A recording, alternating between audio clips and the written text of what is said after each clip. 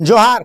नमस्कार। तो भारत मित्र देख रहे हैं आप। मेरा नाम अभिषेक भारती और मेरे साथ देवेंद्र जी मौजूद हैं। झारखंड की राजनीति में विजयदशमी का ठीक अगला दिन एक बड़ा दिन था, खास करके भारतीय जनता पार्टी के लिए। भारतीय जनता पार्टी ने हमेशा पार्टी विद डिफरेंस ही अपने आप को कहती है और हमेशा कुछ ऐसा करती है जिसकी उम्मीद नहीं रहती है। रेस प्रदेश अध्यक्ष की चल रही थी। कयास लगाए जा रहे थे कि प्रदेश अध्यक्ष कौन हो सकता है और टॉप 5 नाम आ रहे थे। वो कोई भी उस समीकरण का हिस्सा बनता था, एक नाम उसमें कॉमन रहता था और वो नाम रहता था आदित्य साहू का।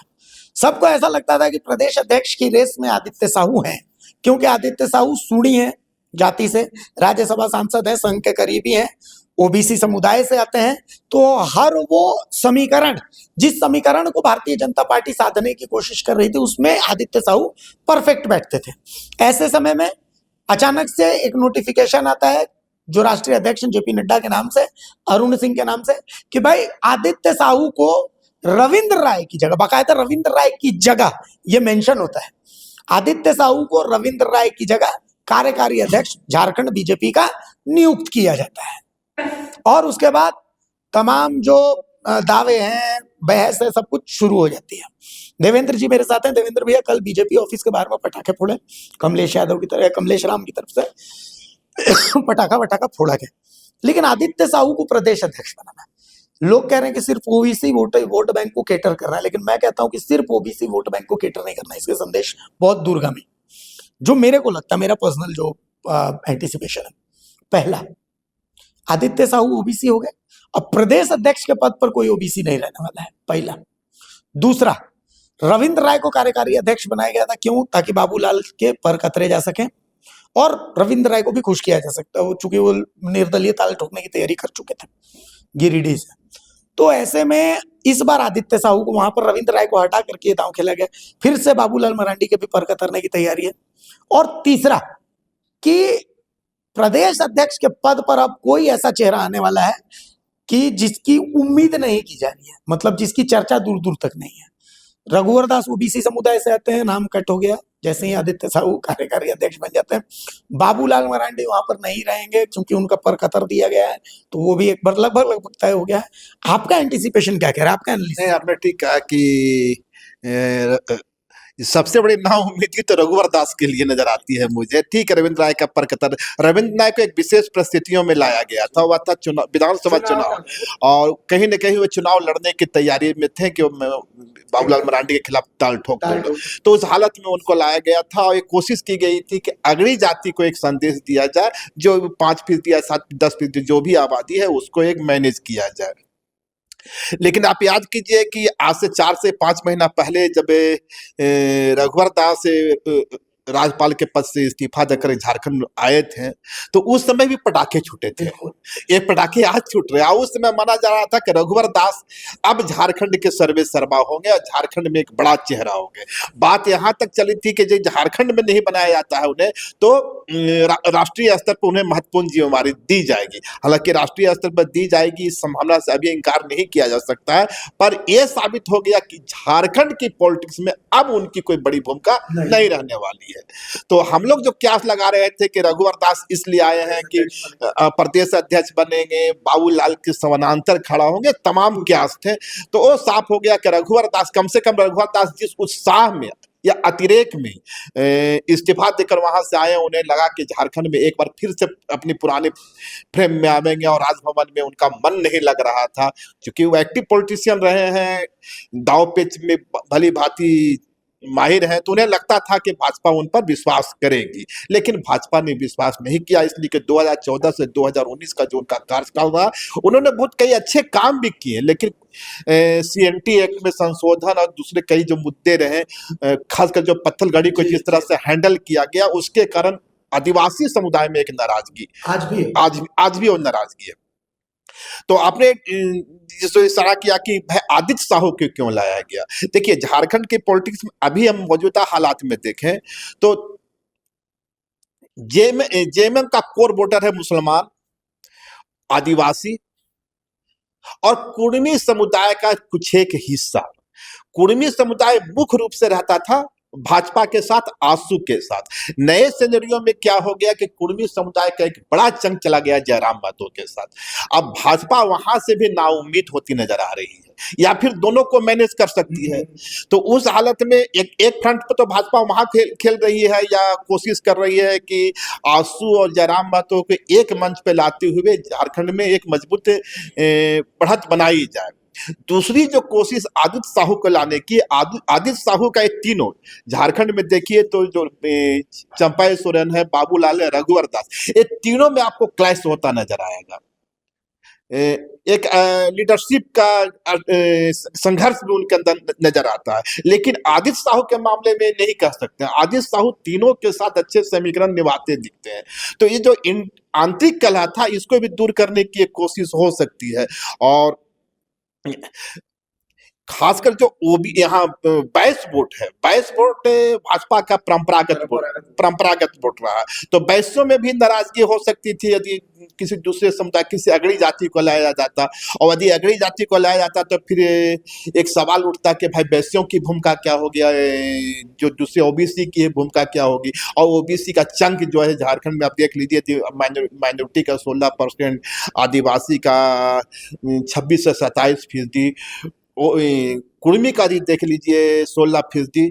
तो पूरे यदि ओबीसी समुदाय में देखा जाए कुर्मी जोड़ करके तो कम से कम 50% के आसपास उनकी आबादी। तो इस 50% वोट बैंक को अब भाजपा साधना चाहती है। वो समझ गई कि आदिवासी मेरे साथ आने वाला नहीं है, कुर्मी पॉलिटिक्स में अभी हम फंसे हुए हैं। आगे चल के क्या होगा, कितना सच पाएगा नहीं सच पाएगा, वो तो देखने वाली बात होगी। लेकिन तत्काल जो है से जो ओबीसी समुदाय है, जो उसका अपना वोट बैंक है, उसे साधा जाए। लेकिन इसमें एक पेच नजर मुझे आता है, जिस तरह से रघुवर दास को नाउम्मीदी दी गई है, नाउम्मीद उनको किया गया। रघुवर दास का आज भी पैन झारखंड में एक पकड़ है, वैश्य समुदाय में, ओबीसी समुदाय में पकड़ है। पर क्या आदित्य साहू उस पकड़ का इस्तेमाल कर सकेंगे?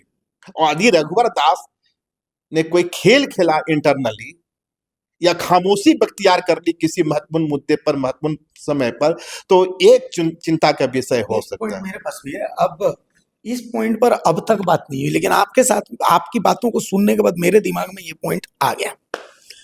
अभी किसी भी पार्टी के लिए, आप जेएमएम की बात करें, बीजेपी की बात करें या कांग्रेस की बात करें, पहला अगर निशाना, पहला टारगेट है तो वो घाटशिला का उपचुनाव। अब घाटशिला के उपचुनाव में अब तक इस डिबेट में बैठने से पहले मेरे दिमाग में ये चल रहा था कि भाई चंपई सोरेन की भूमिका क्या रहने वाली। लेकिन जब आपकी बातों को मैंने सुना तब मेरे दिमाग में एक और पॉइंट आ गया जो मैं अभी शेयर करना चाह रहा हूँ। घाटशिला के उपचुनाव में भी एक लड़ाई चल रही है। आपने देखा होगा कि बाबूलाल मरांडी वर्सेस चंपई सोरेन का एक भीतर का युद्ध चल रहा है। रघुवर दास की पकड़ डायरेक्ट अमित शाह के पास है, इससे कोई इफ बट कर ही नहीं सकता। रघुवर दास और निशिकांत दुबे दो ऐसे नेता हैं जिनकी दिल्ली दरबार में सबसे ज्यादा हनक, संभवतः बाबूलाल मरांडी से ज्यादा हनक अगर भारतीय जनता पार्टी के दो नेताओं की किसी के है दिल्ली दरबार में। क्योंकि संजय सेठ केंद्रीय मंत्री उनकी छोड़ देते हैं, अन्नपूर्णा देवी केंद्रीय मंत्री उनकी छोड़ देते हैं, तो हनक की बात अगर की जाए तो सिर्फ एक सांसद रहता निशिकांत दुबे की, और न सांसद न विधायक रहते, फिर भी रघुवर दास की हनक का अंदाजा सबको है। लेकिन इसके बाद अब आती है चंपई सोरेन की भूमिका। घाटशिला के उपचुनाव में चंपाई सोरेन के बेटे बाबूलाल सोरेन को टिकट दिए जाने का सबसे ज्यादा अगर उस रास्ते का रोड़ा है तो वो बाबूलाल मरांडी है। उस बाबूलाल के रास्ते का सबसे बड़ा रोड़ा ये बाबूलाल है। पिछली बार इसी बाबूलाल के रास्ते को साफ करने के लिए कि इनका रास्ता आसान रहे, कार्यकारी अध्यक्ष के पद पर रविंद्र राय को लाएगा। इस बार इन्हीं बाबूलाल पर नकेल कसने के लिए कार्यकारी अध्यक्ष के पद पे आदित्य साहू को लाएगा, ताकि चंपाई, चूंकि घाटशिला में ठीक है जो बाबूलाल सोरेन के सामने बीजेपी के दावेदार हैं वो बाबूलाल के कैडर के, बाबूलाल मरांडी के कैडर के, ठीक है। रमेश हांसदा का कैडर कुछ नहीं है, रमेश हांसदा ठीक है अपने तरफ से मेहनत कर रहे हैं, लेकिन बाबूलाल सोरेन के पास अगर स्वाभाविक उम्मीदवार के तर्ज पर आप देखिएगा तो सुनीता सोरेन है जो बाबूलाल मरांडी के कैडर की होती है। तो भाई इनके कैडर को कमजोर करने के लिए सबसे पहले बाबूलाल मरांडी के पर कतई है। तो घाटशिला उपचुनाव के मद्देनजर भी आपको नहीं लगता कि क्या है कि बड़ा फैसला लिया गया कि इसके सहारे बाबूलाल के पर को कतरा जाए कि भाई टिकट को लेकर के जो इनकी चलने वाली थी वो अब थोड़ा कम हो सकता है। इसमें देखने वाली बात होगी ना कि विपक्ष के नेता भी तो बाबूलाल मरांडी हैं, तो एक व्यक्ति को दो पद तो दिया नहीं जा सकता। तो इस नाते भी देखा जाए, इस चश्मे से भी देखा जाए, तो बाबूलाल जी को तो आज नकल अध्यक्ष पद से विदाई होनी थी। सब बड़ा सवाल वो है कि भाई आखिर कार्यकारी अध्यक्ष के बजाय अध्यक्ष क्यों नहीं बनाया गया?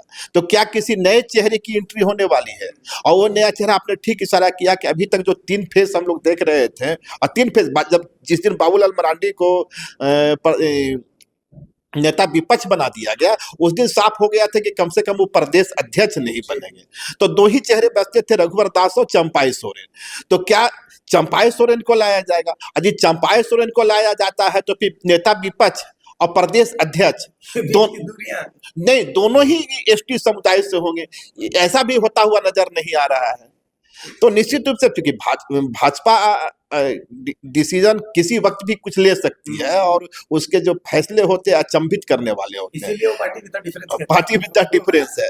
अब रहा कि घाटशिला के उपचुनाव में बाबूलाल का पर कतरने की कोशिश हो सकती है क्या, है ना? तो अभी तक दावे के साथ नहीं कहा जा सकता। मुझे लगता, जैसा कि मैं कह रहा हूं कि बाबूलाल को जब विपक्ष की भूमिका दी गई थी, नेता विपक्ष की, तो उस समय संकेत तो मिल ही गया हुआ कि प्रदेश नहीं रहेंगे। तो मुझे उसमें अभी कोई खास उसके पीछे लॉजिक नजर नहीं आता है, या मैं वहां तक नहीं समझ पा रहा हूँ। चलिए, तो कुल मिलाकर के आपका एनालिसिस क्या कहता है कि आदित्य साहू को कार्यकारी अध्यक्ष बनाए जाना, और अब प्रदेश अध्यक्ष की दौड़ में आपको क्या लगता है कौन कौन से चेहरे शामिल हैं? क्या कोई हो सकती है कि क्या प्रदेश अध्यक्ष अब किसी अगड़ी जाति को बनाया जाएगा? हो सकता है, क्यों कार्यकारी अध्यक्ष ओबीसी को बना दिया गया, नेता प्रतिपक्ष एसटी समुदाय को बना दिया गया, मुस्लिम समुदाय के लिए भाजपा में कोई जगह है नहीं। तो एक बचता है अगड़ी जाति, और अगड़ी जाति की भी भूमिका झारखंड में इंकार नहीं किया जा सकता। 8 से 10% तो आबादी है ही है उनकी, है ना? हालांकि जातीय जनगणना हुई नहीं, जातीय जनगणना के बाद सच्चाई सामने आ जाएगी। तो एक संभावना तो बनती है कि किसी अगड़ी जाति को सामने या फिर कोई ऐसा चेहरा ओबीसी से जो ओबीसी के सबसे बड़े वोट बैंक को केटर करता हो, आज तक जो नहीं हुआ। नहीं हुआ है। क्या कोई महत्व हो। बाकी एक चीज और भी देखने वाली बात होगी ना, महत्व का प्रयोग तो कांग्रेस कर चुकी है, केशव महतो कमलेश को लाई, पर केशव महतो कमलेश की जो पकड़ है, क्या कुर्मी समुदाय में उस प्रकार हो रही है? मुझे ऐसा नहीं नजर आ रहा है। तो कोशिश कर सकती है, भाजपा भी एक कोशिश कर सकती है, लेकिन किसी भी चेहरे को यदि कुर्मी समुदाय को ले लाए भाजपा प्रयोग के बतौर पर, जो सुदेश महतो, जयराम महतो को जो चेहरा है, उसके समानांतर उसे खड़ा करना बहुत चुनौतीपूर्ण मुश्किल है। तो भाई आपको क्या लगता है कौन होगा अगला प्रदेश अध्यक्ष बीजेपी का? हमें कमेंट्स में बताइएगा। और आदित्य साहू को क्यों लाया गया, आपके हिसाब से क्या लगता है कि हमारा एनालिसिस सही हो सकता है? कुछ संभावनाएं हैं, जिन संभावनाओं पर हमने बातें की हैं, आपकी क्या संभावना है हमें कमेंट्स में बताइएगा। कंटेंट पसंद आता हो तो लाइक कीजिए, सब्सक्राइब कीजिए, इससे हमारा भी पेट चलता रहेगा। तो कुल मिलाकर के हमें इजाजत दीजिए। नमस्कार, जोहार।